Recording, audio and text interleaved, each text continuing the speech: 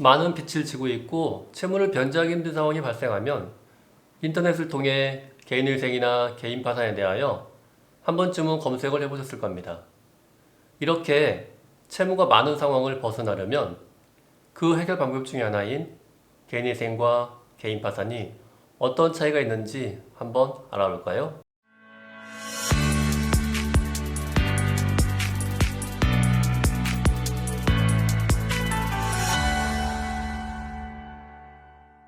안녕하세요. 개인일생 전문법무사 안준호입니다. 오늘은 개인일생이랑 개인 파산이 무엇이 다른지 말씀드리도록 하겠습니다.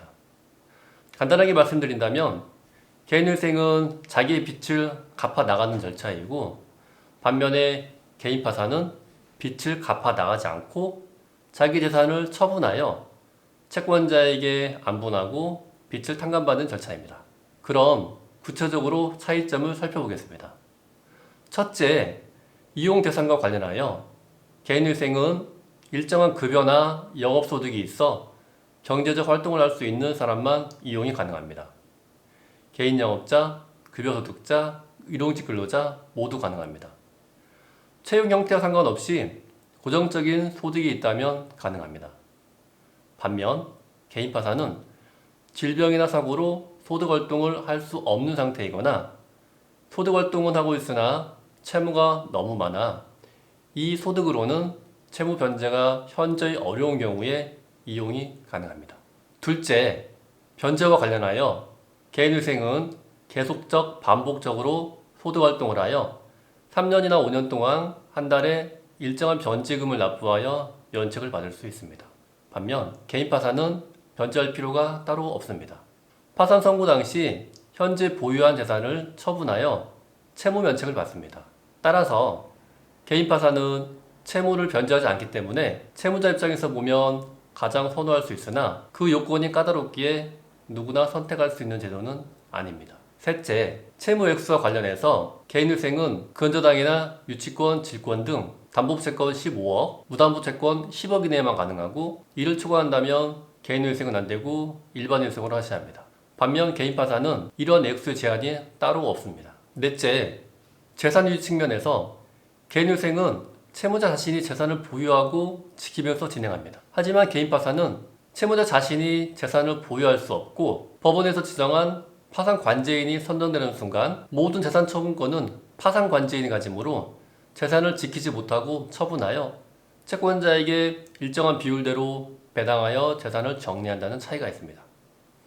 다섯 번째, 면책 불허가와 관련하여 개인일생은 채무자가 의무이행을 하지 아니한 경우 면책이 불허가가 됩니다. 반면 개인 파산은 면책 불허가 사유가 개인일생보다 훨씬 많습니다. 파산 절차에 의한 면책 허가 결정이 확정된 날로부터 7년이 경고되지 않았거나 개인일생의 면책 확정일로부터 5년이 경고되지 않았다면 면책 허가가 나지 않습니다. 또한 사기 파산을 하거나 허위 채권자 목록을 제출하거나 파산 선고 전 1년 이내 파산 원인 사실을 숨기고 신용거래로 재산을 취득하거나 과도한 낭비나 도박, 주식, 게임, 비트코인 등 사행성 행위로 재산을 감소시키거나 채무를 부담하였다면 이 또한 면책 허가가 나지 않습니다.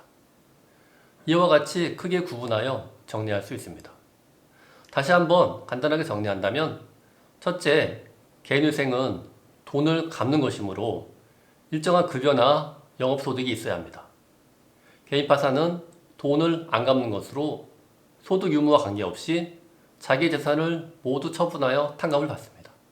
둘째, 개인일생은 채무 액수 담보 15억, 무담보 10억이어야 하고 채무자가 재산을 지키면서 3년에서 5년 동안 변제하면 면책이 됩니다. 개인 파산은 채무 액수와는 상관이 없고 재산을 지키지 못하고 재산을 모두 처분하여 채권자에게 배당함으로써 탕감받고 파산 선고와 면책 기간이 개인일생보다 짧습니다.